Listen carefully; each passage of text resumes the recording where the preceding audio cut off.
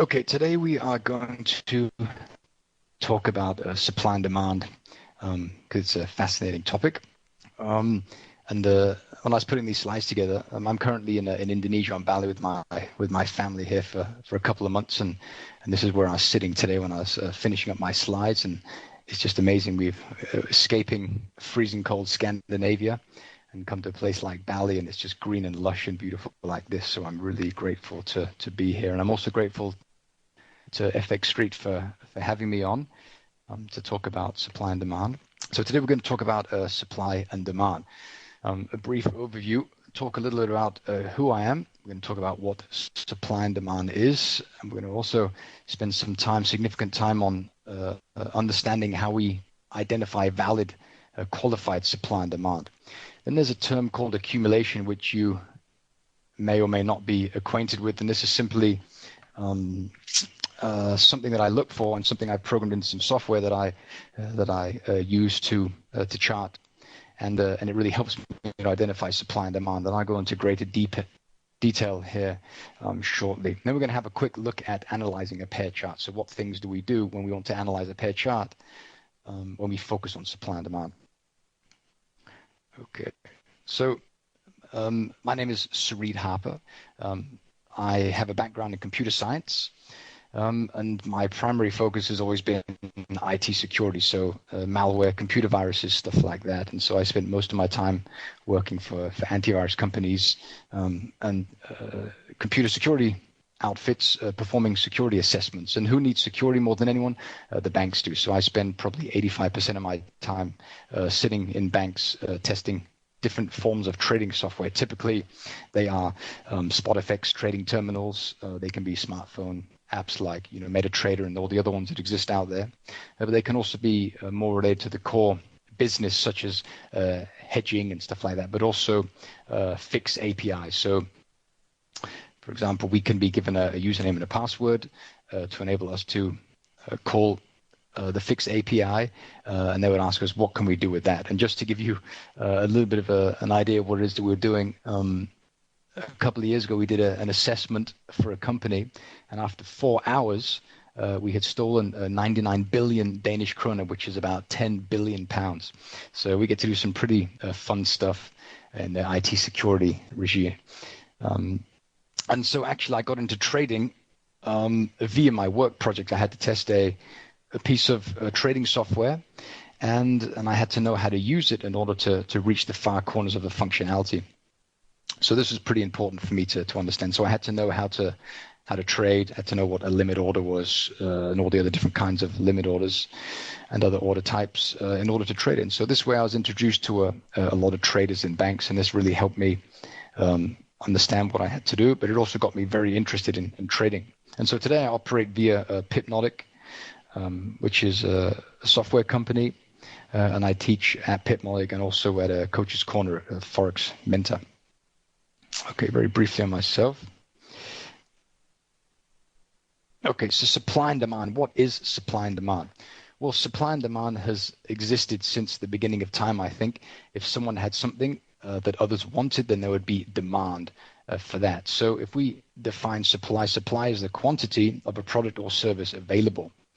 And we have demand, the quantity of a product or service which is in demand. And if you consider a supermarket, for example, a supermarket, they have a supply of products. They put these products on the shelf and they keep them in the warehouse. And the people like you and I that go into the supermarkets to buy them, it can be, for example, milk. We have a demand for their products, which could be milk, for example. And so moving to back to the trading view, as a trader, it's our job to identify where these imbalances in supply and demand occur and what they look like on a price chart. And so this has been my focus for about the past 6 years, and it's a very interesting topic. As a matter of fact, when I got into analyzing supply and demand or understanding supply and demand, I didn't really have any interest in trading. I only wanted to develop a software that would enable me to create really good charting software for people who were trading. And so my understanding of supply and demand came actually as a spin-off from my programming efforts and projects. which is good because I think that I had a really good motivation to learn about it. I wasn't emotionally attached to the outcome of anything. So that was good, a really good way to learn it. Okay, so if we consider identifying valid supply and demand, I mean, you have supply and demand and you have valid supply and demand. So it's really important that we're able to differentiate between non-valid and valid supply and demand. And we focus, of course, exclusively on valid supply and demand. And so what is valid supply and demand? Well, identifying an area of valid supply and demand, what we want to do is we want to look for areas of supply and demand, excuse me, that exhibit great strength. And when I say strength, I mean that when price leaves an area of supply or demand that is capable of consuming opposing pockets of liquidity. And I'm going to get into much more detail in this in just a minute after I get this frog out of my throat. Just a second. Excuse me.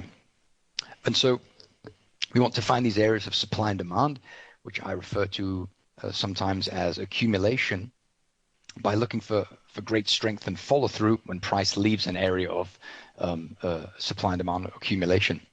And so I use 3 rules to help me identify these areas, and these 3 rules enable me to find the areas of supply and demand that are highest probability. So the first one is, of course, consumption of opposing qualified supply and demand. I mean, that's a given. So we want to see supply and demand that is strong enough to consume, as I mentioned earlier, those pockets of opposing liquidity on the other side of the market. And then the second way I do it is I like to look for a market structure failure. And if you consider market structure, I mean, how do we define the structure of a given market? Well, traditionally we use trend lines, and these can be horizontal trend lines, and they can be diagonal trend lines. And so this is, as you'll see shortly, this is what I use to dice up a chart to help me what's going on, to see a trend and stuff like that. And so when a price no longer respects a trend line, then there's a certain degree of strength in the area of supply and demand that caused the market structure to fail. And I'm going to show a lot of examples of this shortly. Then we have the third, the last one, which is extreme currency strength divergence readings. What does that mean? Well, that means that if you look at a currency strength readings, and we have, for example, the Aussie dollar that is being bought, a lot of attraction to buy the Australian dollar, and we have the Canadian dollar, which is being sold off, then at some point we're going to reach a maximum strength of the Australian dollar and a maximum weakness of the Canadian dollar. And this is what I'll refer to as currency strength divergence. And so when this divergence has occurred and it's reached the extreme and they begin to draw into one another again, this will result in a pretty specific price pattern that I'm going to show an example of. And this is another way that I use to identify these areas of supply and demand. Okay, if we have a look at the first one, so consumption of opposing supply and demand. And what does that look like on a price chart?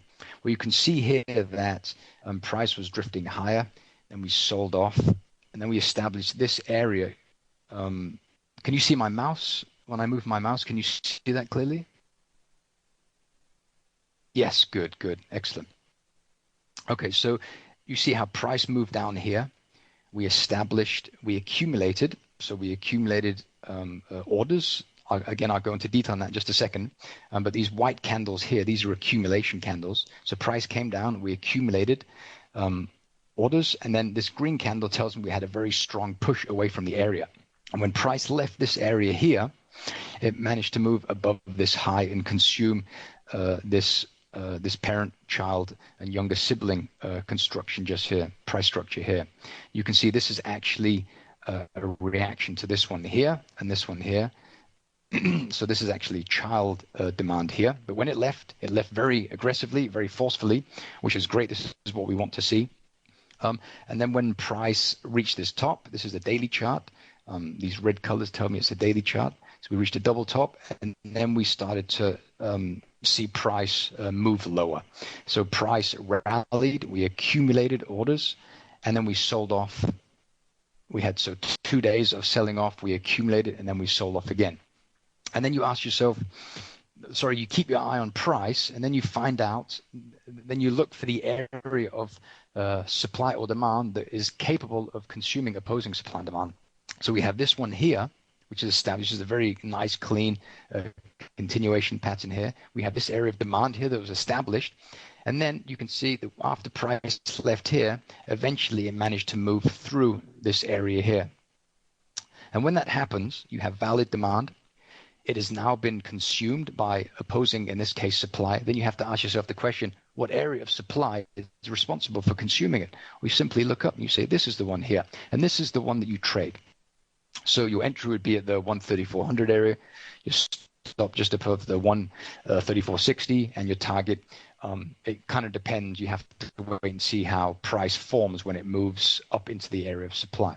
But this is just a pretty clear example of consumption of opposing supply and demand. And you can see my software draws these little X's here and here, and we have a check mark here. What does that mean? Well, that simply tells me that we had demand here, and when it's consumed, the software will disqualify it by replacing a check mark with an X. And the colors refer to the time frames. So the daily is red, the weekly is orange, and all the time frames have their own colors. And so this is just a really nice example of that. Okay. So if we have a look at market structure failure, this is also a very important one. And you can see here, this is again a daily chart. We have the red colors. You can see that down here we have this red text, which means that the interest rate swaps are short this currency pair, so it's lucrative to sell this pair, and it is going to cost you money to hold this currency pair. So we are trading in sync with the interest rate swaps. And just here, this dot line here, you can see that we had support at this level for quite a long period of time. Price came down to this level. We had some big news. Even during this very illiquid period of trading, price stabbed into the area, and we still saw rejection. So we had no closes below this area. So price did this for a number of weeks, and then it came down. It sat on this level, and then it moved up. You see we had an extended period of accumulation, and then price cut down and managed to close below the trend line. So this is a very clear example of a horizontal trend line market structure failure. And then you have this thicker red line here, and this is a diagonal trend line. So we have a low, we have a high, we have a higher low, and we have a higher high, which enables us to draw a trend line. And this area of accumulation was capable and responsible for breaking both the diagonal trend line and the horizontal trend line. So that tells me that there's a lot of clout in this area, the 142-ish area. So this is another way that I like to qualify supply and demand. Okay, let's have a look at the next one. And this is the extreme currency strength divergence readings.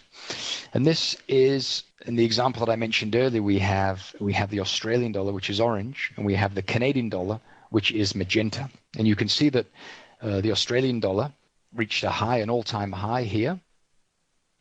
And then we started to drift ever so slowly lower. And then the Canadian dollar reached an all-time low here. And so at the point that these two start to merge in towards each other, you can see that the Canadian dollar starts to pick up in strength, so it's attracting flows. People are liquidating their Australian dollar positions, so they're selling out of the Australian dollar. This brings this pair down. So the Australian dollar is losing strength, the Canadian dollar is attracting flows, and this creates a pattern like this. And they very often look like this, how you have a rally, accumulation, rally, and price forms a top like this. And then this will start to happen, and then price will move down off this area of supply at the top. And this is very likely a child supply, which is reacting to a parent supply, which is somewhere over here to the left, perhaps on the weekly chart or a higher time frame. And so when price leaves like this, you can see that the Australian dollar could not move beyond this level here. The Australian dollar couldn't. The Canadian dollar could not move lower than this. This is where this price pattern occurred. And now when price comes back up to this area, we have a relatively efficient uh, buying and selling of this pair up to the area here. So this is the area that you want to target for a short at this particular area. And so price comes up to the area, and this is where you would generally make your assessment and qualify this area and make sure it has the proper degree of quality. And there's the checklist that I'm going to go over in just a moment as well. So those are the three ways that I like to qualify supply and demand. So we have the consumption of opposing supply and demand, we have market structure failure, and we have extreme currency strength divergent readings. And the beauty of actually currency strength is a bit of a double-edged sword, because this is very clear. This is a very, very clear picture. This gives you a very clear understanding of what's going on in price. This does as well. This doesn't. This is difficult. It becomes quite subjective. You can see how we have, I mean, ideally you'd want to see one line here. You'd like to see its reflection, its mirror image on the other side of the zero line here, but you don't always have that with currency strength. And so it takes a bit of practice to use currency strength for this. But practice makes perfect. Okay, so, I mean, assessing supply and demand quality, then I'll ask the question, is all supply and demand created equally? Well, the simple answer is no, they are not created equally. And so we want to pick the very best areas of supply and demand to show the highest probability that the level will hold, the area will hold in the future. And so there are a number of criteria that you can use to help you qualify these areas of supply and demand. And I have about 10 in mind that I like to use. I don't have a list, but you can have a list. You can cross these off as you manage to walk through the list. But the most important are the two that we have here. And the first one is, did price exhibit shirt tearing strength? And when I say shirt tearing strength, I mean something like this. This is really strong. This is another really strong move. Something that's very, very visible. So if you're looking at a price chart, does the move away from an area of supply or demand or accumulation, does it kind of jump out at you? And they should do, because this is what you want to see. And so we want to see these really, really strong full body candles that leave an area of accumulation. And the next question is, was it able to consume opposing supply and demand and or cause market structure to fail? And if this is the case, then we have two thumbs up. This is a pretty good way to ensure that, rather to qualify an area of supply and demand as being good, rather high quality. As I mentioned, I got about 10 on my list, but these are two of the more important criteria. Okay, what is accumulation? I've mentioned this term. I talk about it an awful lot. If any of you have watched any of my previous YouTube videos, I mention the term all the time. But before I talk about accumulation, we have to define liquidity. So if we define liquidity, and this is from Investopedia, liquidity is the degree to which an asset can be bought or sold without affecting the asset's price. And we're all familiar with liquid and illiquid markets. I'm sure you've all experienced, you have an order to buy something. You click into the order at market or via limit order, and you get requoted or price, or rather your order gets filled at a worse price than you had been hoping for. And this is called slippage, and this is a result of illiquid markets. And I'll come into detail onto this in just a second. So, for the time being, liquidity is the degree to which an asset can be bought or sold without affecting the asset's price. Okay, good. Then we have this infamous accumulation term. What does it mean? When I say accumulation, I mean accumulation of filled orders. And this is the same as the distribution of liquidity. And I put an equal because you have to think that there are, for traders like us, there is a sell side and there is a buy side. The broker operates on the sell side because they are selling liquidity to us that we buy. And so if the broker wants the price of something to go up, they're going to sell liquidity for that asset. They sell it, we buy, our buying makes the price go up. And so accumulation to me means accumulating enough liquidity to fill the orders that I have, my limit orders. And so accumulation is simply the accumulation of filled orders. And so accumulation is an area where liquidity pools are likely to exist. So when accumulation occurs, and you can see this via on my charts, if I just go up like this, you can see when we have this, we have accumulation occurring like this. When this happens, this is telling you that this is bullish liquidity. But when price leaves the area, this is telling us that this is occurring around pockets of liquidity. And liquidity is located down here. And again, I'm going to come into more detail on what this is in just a second.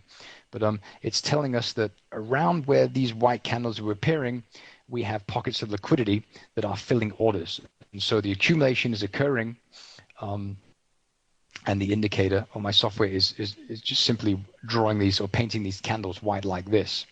And so this is an important key, a very, very important word, a statement here that it's happening around these pools of liquidity.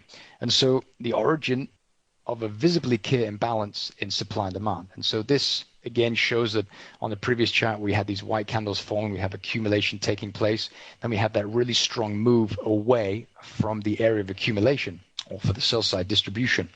And this is key. This is very, very important. Okay, so when I say visibility, what do I mean? What does this look like if you look on the price chart? Well, you can see here that I have 5 candles drawn. We have P, which stands for a period, and we have period 0 to period 4. And so what's going on inside these candles? Is price simply just moving sideways inside these candles? No, it isn't. It's not at all. And then I can ask, of course, what is a price chart actually showing us? The price chart is showing us what has happened. It's showing us orders that have been filled, but it's not showing us orders that have not been filled. And this is where the whole liquidity, the pockets of liquidity, plays a very, very important role. Then you can then you can also wonder, what is it that actually moves price? Is it filled orders or unfilled orders? Well, it's the unfilled orders that actually cause price to move higher and lower. And again, this is due to these pockets of liquidity. You have pockets of liquidity throughout a market at different levels, and typically price will gravitate in the direction of the thinnest liquidity and move away from the thickest liquidity. And I'm going to come in on this on one of the next slides. And the example, the graphic here, is this is an example of a textbook example of bullish liquidity where price, it rallies, we accumulate for 3 periods, then price moves higher. How can we even use this accumulation? Well, when price is accumulating, you're not guessing. You're not saying, okay, I think that this is bullish liquidity, and you don't buy or you don't sell. You don't try to jump the gun and predict what kind of accumulation is. You wait for price to show you exactly what it is. So you wait for this period of accumulation to occur, and you wait for the price to move either higher or lower away from the area. And this is a telltale sign that tells you that here we had 3 periods, this could be days or hours, whatever, of bullish accumulation. And so this tells us that here, around these here, then we have demand, and demand exceeded supply, so we were able to consume opposing supply and move through it. The thinner side of the market is to the upside, so we had a lot of we had bigger orders down here being filled, and they were so big, in fact, that they could actually reduce the liquidity to the upside because they were the pockets of liquidity were being consumed as price moved through them. I'm going to make I have a slide where I go through this. And then here on the second to the last point, I say that it has to be a short period of agreement in supply and demand. This is pretty important because as supply and demand traders, we want to trade supply and demand imbalances, not balances. A balance in supply and demand is a sideways market. An imbalance is a volatile market with lots of price inefficiencies, where price is moving away from and back to parity. So this is very important. So if you have 3 periods like this is great. If you have 1, this is great. If you have 10, 12, 15, this is not so good because there's an agreement. in supply and demand, and we want to focus on these disagreements. Okay, and here I've said this before, but I mean price moves in the direction of the thinnest liquidity, and I'm going to show an example on the next slide. Okay, so let me move this chat box here. Okay, good. So this represents one period of market time, and the period could be 1 day or 1 minute. It doesn't matter. But for the sake of example, we'll say this is a day of trading. We have it opens here and it closes here. When the day opens, price starts here, and then price starts to move higher. It starts to move higher, so price moves up towards. It moves up, so the thinner side of the market, and it'll stop or slow down when it reaches thick pockets of liquidity. And these thick pockets of liquidity will fill the sell orders that people have, and this will drive price lower. So price is moving to the thinner side, so sellers overwhelm the buyers. This brings price lower. Oh, here we ran into another pocket of bullish liquidity, so this was able to support price. And now demand exceeds supply. We move higher. We find another pocket of liquidity. You see, each time we're moving a little bit deeper. I often refer to this as stacks of pancakes. These are stacks of pancakes.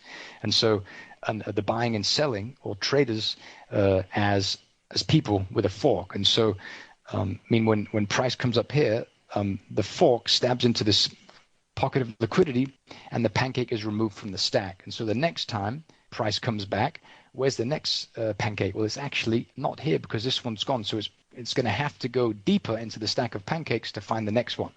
And so this pool of liquidity is gone, and so there's nothing available at that level anymore. And then the price will change. Your broker will will quote you a different price. So price will naturally move higher. And so, I mean, here we had a filling of short orders. We have perhaps some limit orders in here. This is liquidity. This caps price for the time being. It moves lower. We move back into here. We feed into these pockets of liquidity here, which are bigger.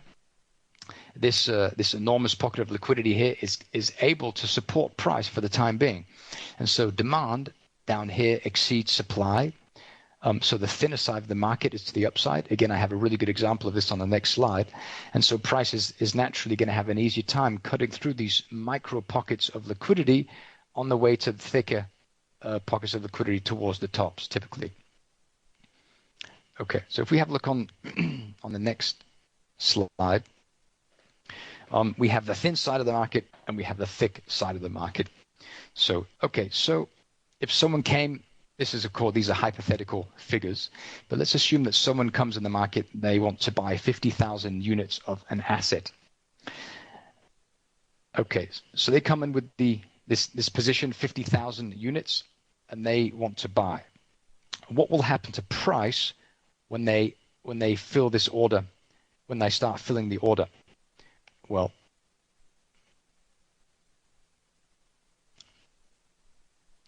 so the graphics were a bit slow there.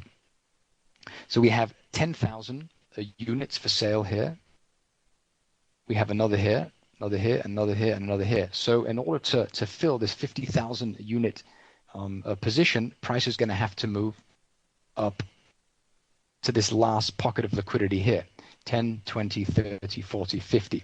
So the thinner side of the market is to the upside. And this relatively small order was actually capable of pushing, rather moving price higher. And so we see this all the time on a price chart. When you're looking at it, price comes down to your level, you don't get in, and then price starts to move away. And then if I go down a little bit here, I mean, you see the 79.25 area and you think, oh, great, I want confirmation, I'm going to wait. And then price goes up. You say, oh, damn, I didn't get the 79.25, but now I'm getting quoted 79.30.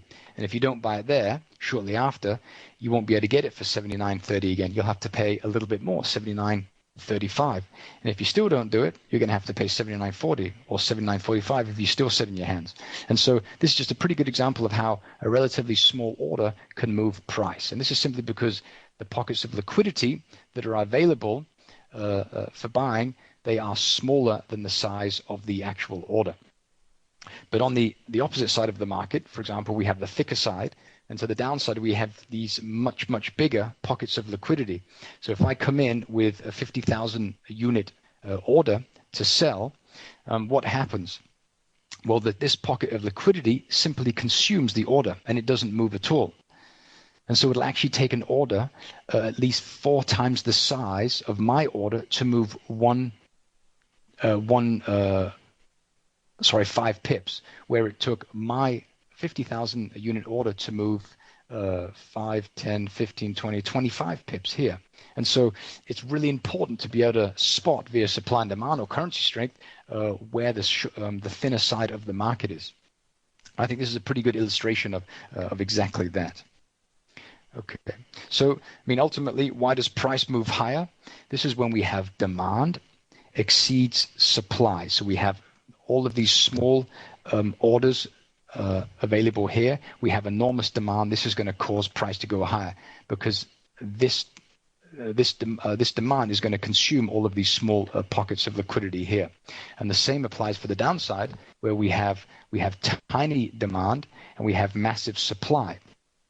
And so, I mean, you can do the math. I mean, it'll take a lot more of these pockets of liquidity to fill up this supply here. And so naturally, price will gravitate lower towards the thinner side of the market. Okay. I hope that was clear. I mean, we can, if you have any questions, we can perhaps take those at the end. Okay, I can see there's something here. Mark is asking, does the accumulation have to have a specific candle structure sequence?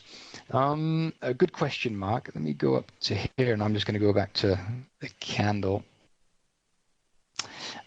What I like to see is, I mean, inside this candle, there's a lot of trading going on. And actually, on the next slide, I'm going to explain exactly what it looks like. But within this candle, price is moving higher and lower, as we've seen previously. And so within the candle, there's a very specific price behavior. And this is how I qualify a candle as being accumulation. You know, I'm going to move on and I'm going to show you some examples here in just a second. Okay, how did I learn about accumulation? Well, I studied about 2 years ago. I realized that if I really wanted to develop some great software and learn more about currency trading, I'd have to quit my job. So I quit my job. We almost had to sell our home, but luckily we landed on our feet. But I was very fortunate to be in a position where I could study price 8 hours a day. And via this intensive period of study and software development, I managed to get some incredible insights into how price moved, which is actually which is the core of the software that I developed. And so I was studying currency strength. I was trading currency strength on very, very small time frames. When I say small time frames, I mean the 1 minute and the 5 minute chart. And I was doing this at a very specific time of day, and this was the London Open. And I did a study of the London Open, and you can see it here.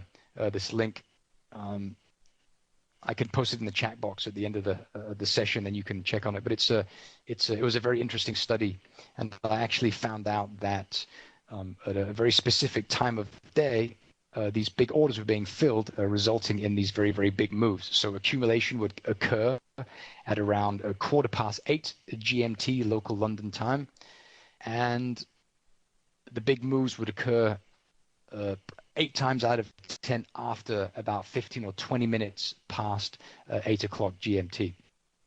And this is very interesting. So I encourage you to have a look at this. It's a pretty cool study. Okay. So, I mean, also, again, I mean, having so much time to look at price, I really had the pleasure, and I'm quite grateful that I had the ability to spend so much time studying price. But let's have a quick look what it looks like on a price chart. I mean, here we have, this is the Euro CAD, and this is what my charts look like when I trade the small term, shorter term. This is the M1, the 1 minute. And we have this little box here, and this simply denotes the open of a given session. For me, it was the London session, being based in Copenhagen in Denmark. So London would open here. This was 15 minutes past the hour. So I knew that if price moved out of this box before 15 minutes past the hour, that it was a very good chance that it was not going to continue. It would probably pull back into the box. And so I would wait, and I would see every morning. I would see this stuff. Price would move up and low. It'd move up and down like that. And what is this? Well, this is essentially accumulation. I'm going to show an example in just a second on a chart. But I mean, price would move in a very specific way, higher and lower, higher and lower, higher and lower. And then you had this move here, which is someone might jump on board and only to find out that, oh, this was a fake. This was a fake out. There wasn't a lot of follow through. London had not opened for business just yet. And so you'd have this price movement. Price would do this, would move down, it would move up, move down, move up. So price was kind of finding the pockets of liquidity that were big enough to hold it and drive price. And I mean, when we get to work in the morning, what are we doing? What do we do? Do we start working at 100% efficiency at 8 o'clock? No, we don't. We get to work. We perhaps drop our bags off at the desk. We go get a cup of coffee, chat with a colleague, whatever. And so, I mean, we're at 15 minutes past, 20 minutes past the hour before we're actually working effectively. And I've done numerous interviews with these institutional traders that I had the pleasure of speaking with doing my security work, and they were confirming this. I mean, they weren't filling the orders in their books at 8 o'clock. They were generally moving to about 20 minutes past the hour. And so what I'd wait for is I'd wait for price to move like this, form this structure, this pattern. I'd wait for the currencies to diverge. And I mean, just to tell you what this is quickly. I mean, a thick magenta line is the more profound, the longer term currency strength. Then we have the medium term, and then we have the short term, which is a thin one here. And the magenta line is the Canadian dollar, and the royal blue is the euro. And so I knew that after 15 minutes past the hour, if these currencies started to diverge, so we had the Canadian dollar being bought, the euro being sold, I knew there was a very good likelihood that price would continue lower, at least until these two currencies started to merge in towards one another again. So I'd wait for price to move out of the box. I would sell at supply, and that would be that. So pretty simple. And I burned my fingers 9 times out of 10 when I got into trades before this vertical line, the ever so important 15 minutes into the session. And as a matter of fact, I did back testing over the course of about 8 months, like an automated back test. Excuse me. And funnily enough, 22 minutes past the hour local London time was the time that the big breakouts occurred. It was very, very strange. I don't know why, but that seemed to be, well, that was the time of day where the biggest breakouts occurred. Okay, let's have a look at another example. Here we have the same thing going on. We have a London Open. We have 15 minutes into the session. See the Australian dollar here, which is the orange one, the American dollar, which is the green one. I use orange because of mining, gold in Australia. And then we have the green for the American dollar. So I'd have the box price left the box after the 15-minute threshold. We had the Australian dollar, which was stronger than the American dollar.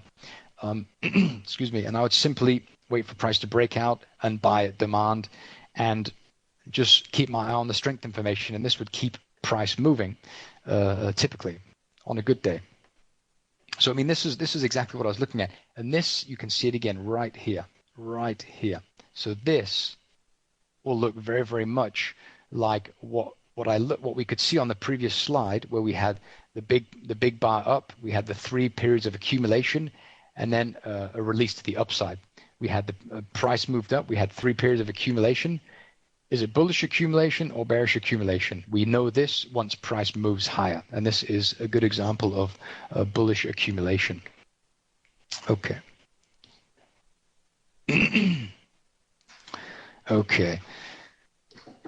Okay, so here we can see these are the 8 most traded currencies. We have the Swiss franc, the euro, Japanese yen. We have the kiwi, which is the brown. Kiwi, they have lots of cows. Cows eat grass. Grass grows in soil. Soil's brown. We have the British pound. The flag's got a lot of red. The gold in Australia, greenback. And then we have the Canadian dollar, which is a magenta at the bottom there. And so you ask yourself, if we consider the pair, the Canadian dollar, Swiss franc. I mean, where is the thinner side of the market looking at this? Well, the thinner side of the market is to the upside because there is much, sorry, the opposite. Sorry, I apologize. This is the Swiss franc is stronger and the Canadian dollar is the weaker. So the thicker side of the market is to the downside because we have enormous demand for the Swiss franc and we have enormous supply for the Canadian dollar. And so this currency pair is going to move down. So the thinner side of the market is to the downside, the thicker is to the upside. And so price is going to have a much more difficult time moving against that. And so ultimately, I mean, looking at currency strength, we want to buy strength and we want to sell weakness. As a matter of fact, I do a lot of algorithmic trading, and I have a lot of I have a VPS where I do a lot of testing, and it's not running on live accounts, but I use it as research and input to my software. And I have found that when currency strength is lined up on like a certain number of time frames at the right time, price will rarely pull back to supply or demand. And so price will just keep going. And this is actually taken from my dashboard that shows me that. And it's just a really good visual indication of what's going on. And of course, I mean, if you're looking at a price chart, or you're looking at your list of symbols in your market watch window, and you think, well, what pair should I trade? Well, some people say, oh, I like to trade the euro US dollar, or I like to trade the Aussie US dollar. Well, would you trade the Aussie US dollar if they have equal strength here? You can see that these two currencies have pretty much the same currency strength here. So if you look at this on a price chart, the pair is going to be moving sideways, so there's nothing really to do. And so it makes much more sense to pair weak currencies with strong currencies, buying strength and selling weakness. Okay, let's move to the next slide. This exposes the logic, kind of the thinking logic to my algorithmic trader. And so I can ask myself the question, which currencies are in demand? Well, you can see here on the shorter term, we have the American dollar, we have the British pound that are in demand. And which currencies is there a supply of? Well, we have the Japanese yen and we have the Kiwi. And so these are being sold and these are being bought. And so, I mean, looking at this, we want to pair the pound yen, the pound Kiwi, and the dollar yen and the Kiwi dollar. And this gives you a much better insight into the thinner side of the market, so you know what there is demand of and what there is an excess supply of. Yeah, and so this is a tremendous wealth of information that you can see here. I mean, this is information from the half-an-hour chart, 1 hour chart, 4 hour, daily, weekly, and monthly. So if you look to the longer term, what's being bought and what's being sold? Well, we're still holding on to the old school carry trade, buying the Aussie and selling the yen. And here we have the British pound, which is weak. This is a result of the Brexit, of course. Then we have the Kiwi. And so this just gives you tremendous worth of information, and it's based very, very much on supply and demand. Okay. Okay, so I mean, if you analyze the price chart, let's see how we're doing for time. Okay, I gotta pick the pace up a bit. So we have a price chart, and we want to analyze it. I mean, what do? We can do a complete analysis, or we can do a quick analysis. I just want to do a quick analysis, and I'll show you what we're looking for. We're looking for areas of a long, medium, and short-term accumulation, and strong moves away from these areas of accumulation. And then I'm going to draw trend lines, and these trend lines are going to help me to find market structure failure. Then we're going to grade the accumulation based on the checklist. And we're going to ask ourselves the question, where has price not been? Okay, let's have a quick look at a price chart. Let me share my... Okay, good. So if we have a look at this here, this is the monthly chart. And you can see here that, can everybody see this? Is this clear?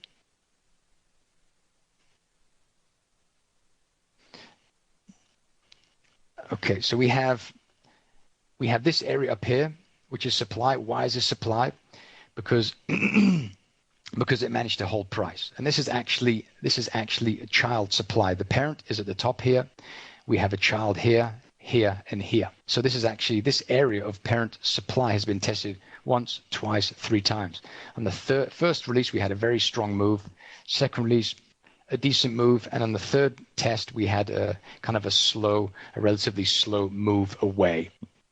And so what we want to do here is we want to identify these areas of supply and demand. Then we ask ourselves a question, after we identify an area of supply and demand, is it still valid? And if we look at this one for a second, we have this nice area of demand. This is demand because it managed to consume this supply here. And currently looking at price, it is no longer valid. And why is it not? Well, this is because that this area of supply consumed this area of demand. So this one I will typically delete, and I'll move it to the other area, the opposing area of supply that consumed it, which is up here. And this is currently where price is testing now. And so I've marked that off. I know that currently on this chart, the Aussie yen, we are testing monthly supply, which is very, very nice to know. So you have to be careful buying for the time being. Okay, so then we go to the smaller time frame, the medium term. We have a quick look, and then we have a look for these trend lines, these trend line breaks. You can see here that we have a high, a lower high, and a lower low. So we're able to draw a trend line, and price has broken the trend line. Then you ask yourself, well, what area of demand caused market structure to failure? We had something down in here. It's a little bit messy, but if we draw in here, you can see that we had something in here like that. Good. So this was formed, price tested it, and it was able to hold price, and then price moved higher and move up into this area. So we had a trend line break. This one did it, so this qualified this. But you have to remember for the moment that we are in a downtrend until this trend line broke, and until we can draw an upward sloping trend line on the same time frame, we are simply in downtrend, a bearish consolidation. But now you can see that we can actually draw an upward sloping trend line from this low to this one here. And so now we are in a weekly uptrend. So this trend line we remove, and then it looks like that. Then we go to the smaller time frame, and then we do the same thing over again. You can see that we have this area here of supply. It's questionable if that's supply. It's not very important supply. We have this demand down here, which there's currently support for.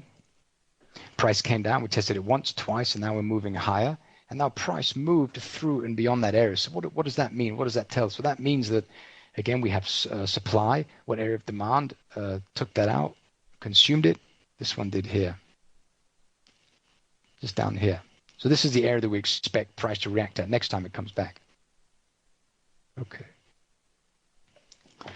And so this is what we'll do on the currencies that we look at. If you're looking currency strength, then you'll look at this information to tell you which currencies to pair so that you can make your pairs. I normally look at this, and you can see that the Australian dollar is being bought pretty much across the board, which is great. We have some weakness on the Canadian side, on the euro side down here. Looks like we're having a bit of a pullback on the euro. But this is very interesting information regarding what we need to be trading. So, due to the fact that we're running short of time, I'm going to do the analysis a bit shorter, and I'm going to show you now another way that we can do an analysis, and this is going to be a quicker one. So if we have a look at this, let me move this chat box away. Then we have the quick one, and I've made this little cycle here. So what we do is we pick a pair. You go to the entry time frame, which is a shorter time frame, which for me is typically the 4-hour. Then you zoom out all the way, and you ask yourself the question: is price moving up or down? Very quickly. If we have a look here, let's have a look at a clean chart. So we'll go to the 4-hour. You ask yourself, is price moving up or down? Well, price is moving down. That's pretty clear. So we know that we should be selling. Are we close to a bottom or a top? Let's have a look. You go out and we ask ourselves, are we close to a bottom or a top? So will we be selling into demand or buying into supply? If we are, then we might want to pass on the trade. You can see that we'll be selling at these pretty important lows here. So this might affect if we're going to take this trade or not. Okay. And we look for extended range candles. The extended range candles are great because they enable us to find the very powerful pushes away from areas. You can see here, this is my example that I showed on the slide. We have a trend line that's been broken, upward sloping trend line. So now we are able to mark off this area as the supply responsible for breaking this horizontal trend line and this diagonal trend line. So for this one, we could consider to sell at the 142-ish area on the Euro Aussie.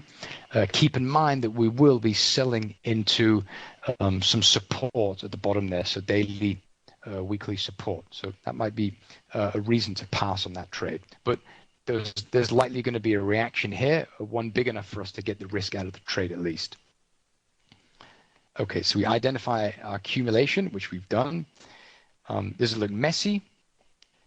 Does this look messy? There's a lot of trading in there, but you can see the price rallied, accumulated, then sold off. So, this is okay. You want the stop to go above the area of accumulation, which is probably a couple of bars of weekly accumulation here. So you want to put the stop above the top there. You draw your areas as we did. We draw our rectangle like so. And then you place your entry, your stop, and your target, which for this one would be the entry to sell would be roughly the 142.100 area. The stop would be the 143.50-ish area. And the target will depend on how price forms when it approaches this area of supply. Okay.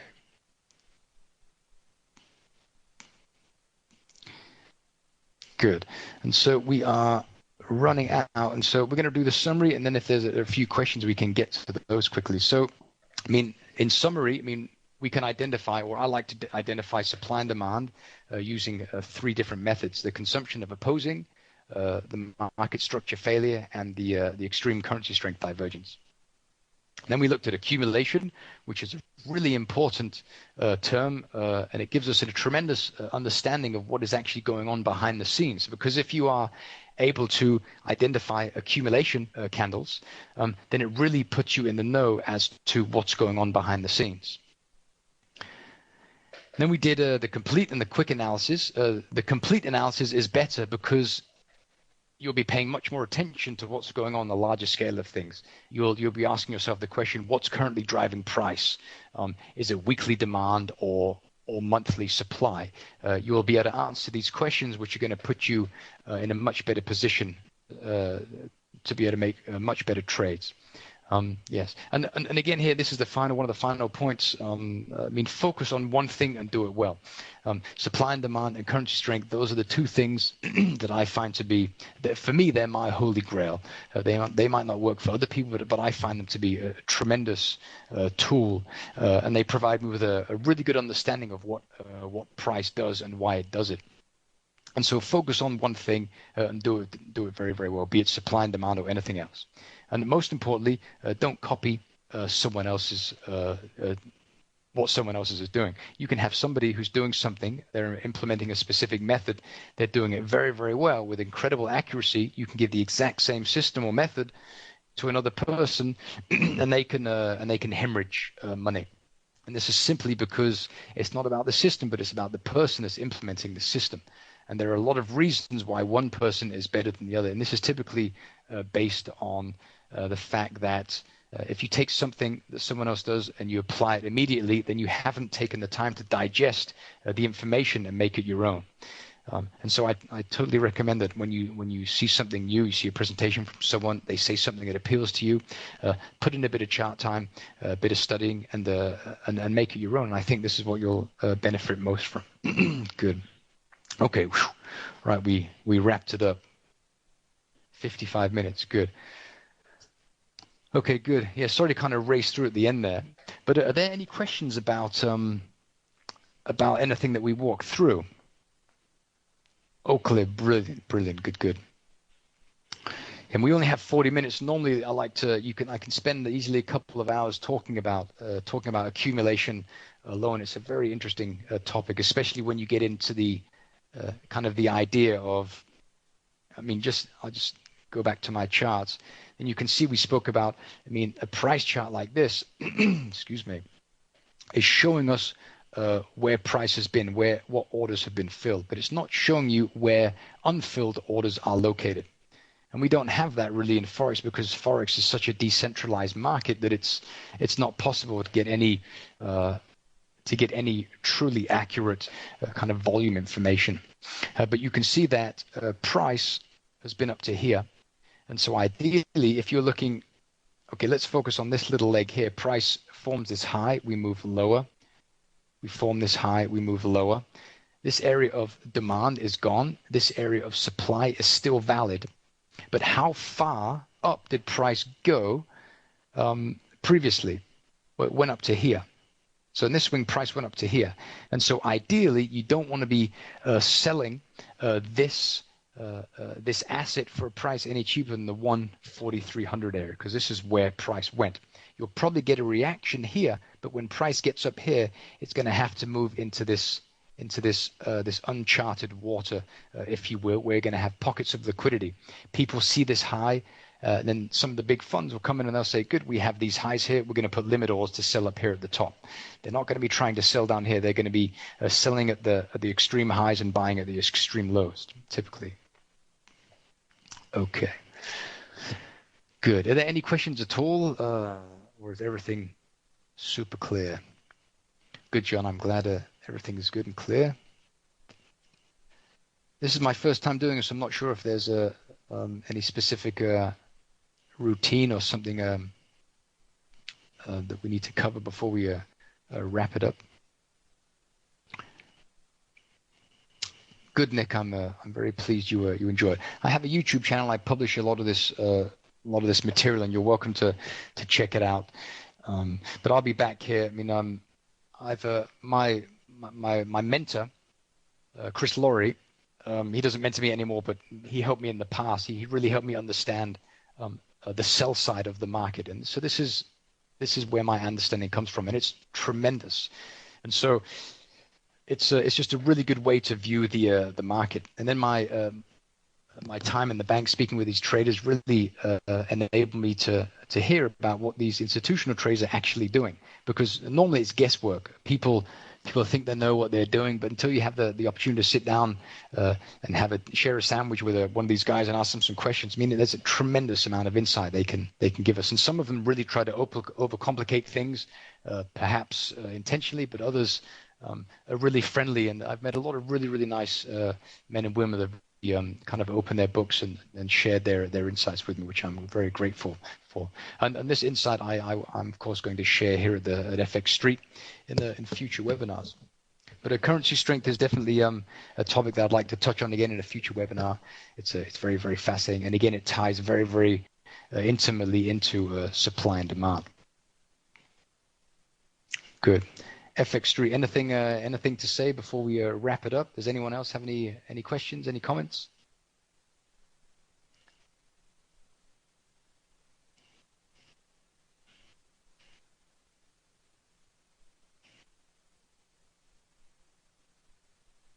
Wrap it up. Excellent. Good. All right. Well, I'll wrap it up. Well, okay. Excellent. Super, Mohammed. I'm so pleased. Excellent. I'm very, very pleased. It's like it is a different approach than kind of looking at indicators. I feel that you get, I mean, when you have an indicator on a chart, it brings your attention away from what you should be looking at and to the indicator. I mean, this is what we really need to focus on. And there's a story. I mean, there's such a detailed story being told in these price movements. And so it's just a matter of it's like really staring at the charts for a while and going on all the time frames. And I mean, you'll learn a tremendous amount of information by quitting your job. I don't recommend doing that, and studying price. Excellent. Brilliant. Good. Okay, well, I'll wrap it up for now. And FX Street, thanks very much for having me, and I look forward to doing another one of these next month.